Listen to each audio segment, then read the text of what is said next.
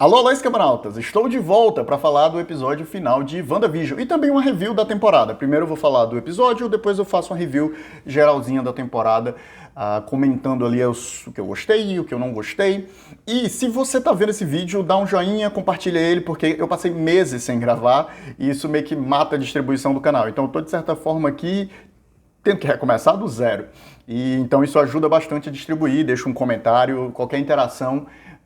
Eu já agradeço e vai ser muito massa. Então, o último episódio de WandaVision, 9 episódios, né, uma temporada de 9 episódios, um episódio de 40 minutos, na verdade 30 e poucos minutos, porque os créditos dessa série são enormes.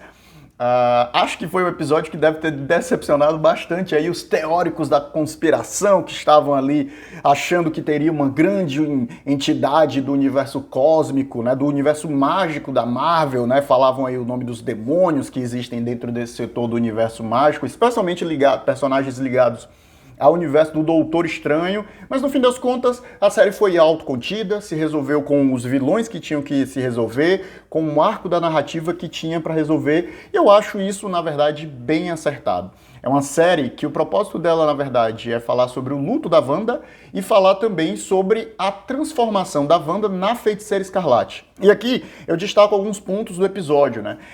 De certa forma, a Agatha Harkness, ela não se revela uma vilã.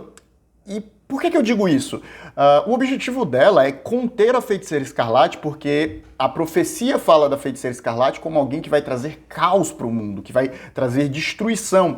Então, de certa forma, por mais que ela não seja uma personagem boa, e a gente vê isso quando ela mata ali o conjunto de bruxas dela, a gente nem sabe o contexto de atuação de fato daquelas outras bruxas e tal, mas ela mata a própria mãe, então, e ela mata um cachorrinho, então ela meio que coloca sobre si vários signos de vilania. Porém, eu acho que esse discurso importa, digamos assim, no frigir dos ovos, porque de certa forma, eu acho que o que é feito ali dentro da temporada como um todo, e com esse desfecho da série, né, é meio que fazer uma provocação de que a Feiticeira Escarlate pode, em algum momento, se tornar uma espécie de bomba, né?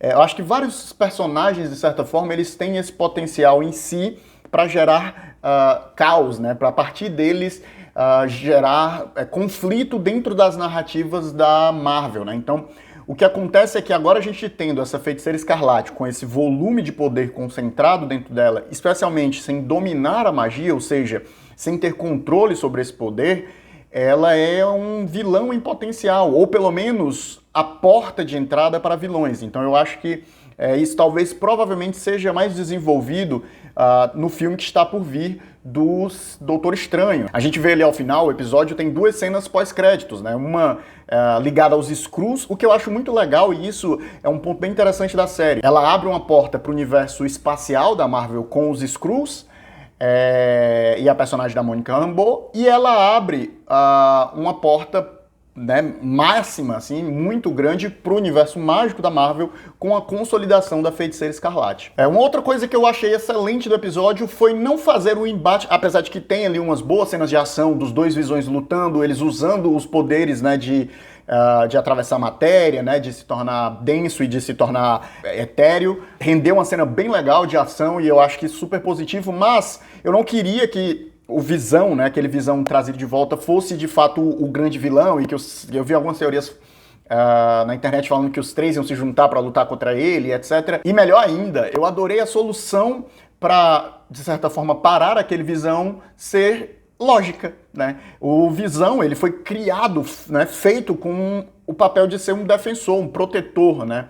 E no momento que a lógica de que ele não está agindo como um protetor, ela falha, ele exige uma explicação, né? E todo o diálogo do Barco de Teseu, apesar de que foi um pouquinho didático demais, porque o Visão pergunta se ele está familiarizado com a teoria, o pensamento da teoria do Barco de Teseu, e ele responde que sim, e ainda assim eles entram num diálogo que explica, mas obviamente, como a série é para um público massivo, né, esses conceitos é interessante que eles sejam explicados para também a pessoa que não conhece ele ficar boiando.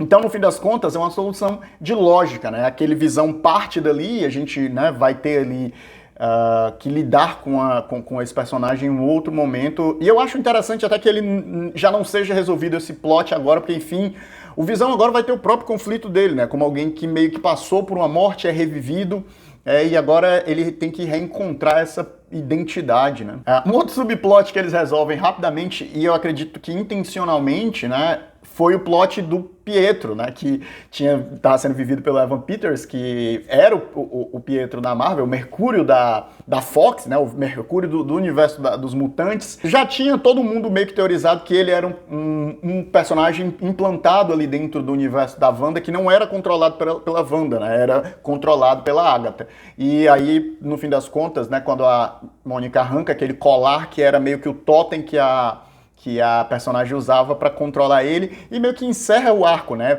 Bota um nome...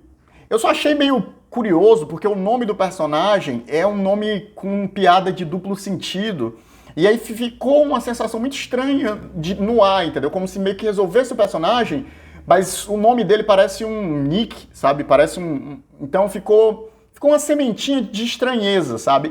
Ao mesmo tempo que eles resolvem o plot, eles deixam uma pequena provocaçãozinha. Por fim, o conflito entre a Wanda e a Agatha, né, se resolve ali, é um duelo de magias. Por sinal, a Wanda faz uso das diversas habilidades dela, né, tenta fazer o encantamento de mente, tenta fazer, né, usar as habilidades dela de telecinesia, as habilidades dela de energia, nada disso vai funcionando. E eu adoro como ela usa o conceito das runas, né, que a Agatha apresenta para ela inicialmente. E isso já mostra, né, o poder dela e essa capacidade dela de ver um elemento uma vez, um momento, e ela, de certa forma, já domina, né? Ou seja, o potencial do poder, né, da Feiticeira Escarlate é gigantesco. E eu acho que, no fim das contas, a narrativa, né, e esse episódio final, ele serve diretamente para mostrar para a gente esse poder. E para reforçar essa dimensão do perigo, né? Toda entidade muito poderosa e perigosa. O Hulk era alguém que era um perigo para o universo da Marvel constante, né? E é ainda. O próprio Homem de Ferro era um personagem que, de certa forma, era uma ameaça para o universo da Marvel com seu intelecto. Não à toa ele cria o Ultron, né? Então, a própria Marvel tem suas ameaças. Então, no fim das contas, o episódio é uma síntese disso. E também uma síntese da jornada de luto da Wanda, né? O último passo de uma jornada de luto é a aceitação. E é o que acontece nesse último episódio, né? Ela, de fato, aceita, desfaz a realidade que ela tinha criado, dá adeus aos filhos, dá adeus ao Visão que ela criou. De certa forma, não sabe que o Visão branco é o Visão dela, né? Ou recuperou as memórias do Visão dela. Eu achei que, de certa forma, talvez fosse algo que eles poderiam já ter ensejado dela ter visto, ou dela saber daquilo, ou do próprio Visão ter contado para ela, né? Porque no fim das contas acontece aquele diálogo final entre os dois, que eles se despedem, por sinal um diálogo muito bonito, muito emocionante, e acho que o tempo, né, desses 9 episódios, eles são importantes para que a gente se envolva com essa relação, com esse sentimento de perda dela, com o amor que existe entre os dois. Toda essa jornada que aconteceu até aqui, ela maximiza essa cena, tornando ela super interessante, super forte e emocionante. Então eu gostei bastante. Mas eu imaginei que ele fosse em algum momento falar, né, que o Visão estava de volta. Ele flerta com isso quando ele fala que aquela não é uma despedida, né? Eles já se despediram várias vezes e nunca parece um adeus de fato. E eu pensei que isso pudesse ter sido aproveitado, sabe? Essa deixa e ter dito de maneira mais clara, talvez. Mas no fim das contas, talvez não fosse o momento para aquilo, justamente para não quebrar o clima de que aquele Visão estava se despedindo, né? Se de certa forma o papo virasse que aquele Visão era o Visão e o Visão estava de volta, esse sentimento de despedida, né? E não só isso, né? O gatilho para que a Wanda faça tudo aquilo é o luto pelo Visão. Só a ressurreição do Visão, de certa forma, quebraria toda a jornada do luto, né? Porque, ou seja, se o gatilho pro comportamento dela foi a perda do Visão e ele volta, de certa forma, desaparece o conflito e não ele é meio que fechado o ciclo. Ou seja, a Wanda, ela não fecharia o ciclo dela de luto, né? O ciclo dela que ela teve que passar para aceitar a morte e a perda daquela pessoa. Então é importante também, de certa forma, ela não saber para que esse ciclo se feche, ela aceite a perda, ela aceite a perda dos filhos, a perda do Visão e a realidade volte ao normal. Eu confesso que quando começou eu achei os 3 primeiros episódios serem daquele formato sitcom antigo e etc. um pouco maçante, né? Eu achei que demorou um pouco para a história engrenar de fato. Só que hoje, quando eu olho a peça como um todo, né, a série como um todo, você vê que são os episódios que não são muito longos, os 3 primeiros. Eu acho que eles são os mais fundamentais no sentido da construção da Wanda e da construção do apego dela para aquela realidade. Então, a série ela tem uma conduçãozinha tão bem feita, a estrutura de 3 atos, né? Cada 3 episódios, o ato primeiro, segundo e terceiro ato. Outra coisa que é legal é a questão das fases do luto, né? Então, a série ela vai passando por cada uma das etapas do luto. Isso usado na estrutura da série, né? Que é, no caso, a negação, a raiva, a barganha, a depressão e, no fim, a aceitação, né? E eles usaram isso para compor a estrutura da narrativa da série, né? Eu acho que cada 2 episódios ali tinha uma das fases, sendo o último episódio o episódio para aceitação, né? Então, ficou muito bem estruturado isso na série e a escolha também de viajar pelas séries sitcoms, né? Da história, os formatos e tal, eu achei isso muito gostoso e divertido, sabe? Tipo, tira um pouco...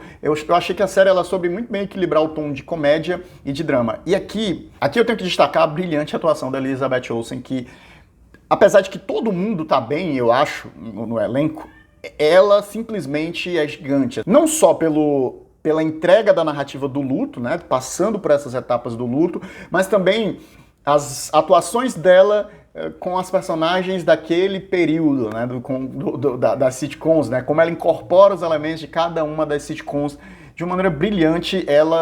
A série dá muita margem para ela e ela consegue dar conta, sabe? Não é difícil, ela meio que faz várias personagens dentro da série, apesar de que existe ali uma coluna vertebral muito sólida, ela tá ali meio que atuando, né? No fim das contas, a série brinca com essa metalinguagem de que existe uma série, né, se passando. Então, ela faz vários personagens e a Elizabeth entrega isso de maneira magistral. O Paul Bettany, eu já adorava ele, acho que ele esteve sempre muito bem no Visão, com aquela calma, tranquilidade, e aqui um Visão ainda mais humanizado, né, dando um passo além nesse processo dele de se tornar humano. Por sinal, isso é colocado no diálogo final entre os 2 personagens, o que, mais uma vez, né, leva a série, eleva o personagem. Fico feliz dele ter se trazido de volta, já era esperado, mas como eu gosto muito do ator, então eu fico muito feliz de vê-lo retornar ao universo cinematográfico da Marvel e não ser, né, descartado ali ao final do Ultimato. Então, no fim das contas, por mais que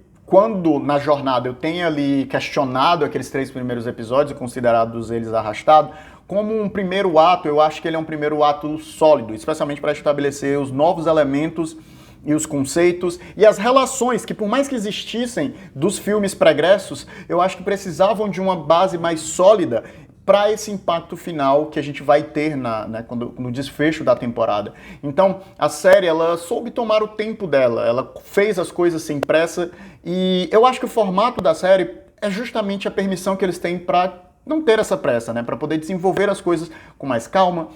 E eles emprestaram, né, pegaram esse tempo e eles utilizaram muito bem, porque eles focaram em relação, eles focaram no desenvolvimento dos personagens, na criação do cenário. Então, isso tudo fez uma base tão sólida que eu acho o desfecho muito bom. Eu não queria, né, ao contrário dos teóricos aí que gravaram episódio a episódio e né, ficaram discutindo avidamente a série, eu não tenho essa relação com os produtos da Marvel, mas eu não queria nada muito gigantesco, sabe? Eu acho muito mais interessante esse final da forma que foi, por mais simples que ele seja. Eu acho que já teve uma certa ousadia em tudo que eles fizeram, né? A série cheia de pequenas provocações. Então, trazer uma entidade ou um último vilão nessa altura do campeonato, para mim seria um tiro no pé e uma forçação de barra, sabe? E que bom que eles escolheram simples.